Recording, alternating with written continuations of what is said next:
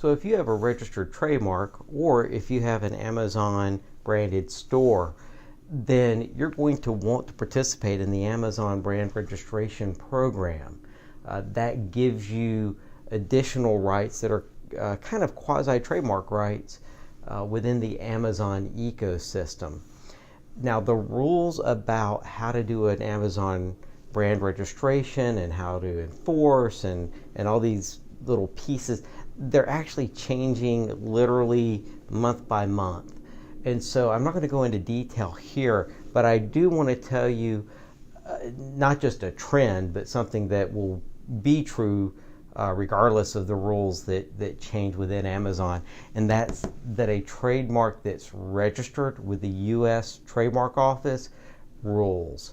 And so when you have a registered US trademark, you get to come into Amazon. You're given preferential treatment when you register your brand, and other people within the Amazon ecosystem can't kick you off of that brand name. So if you have questions about registering your product with the Amazon branding program, be in touch, and I look forward to hearing from you soon.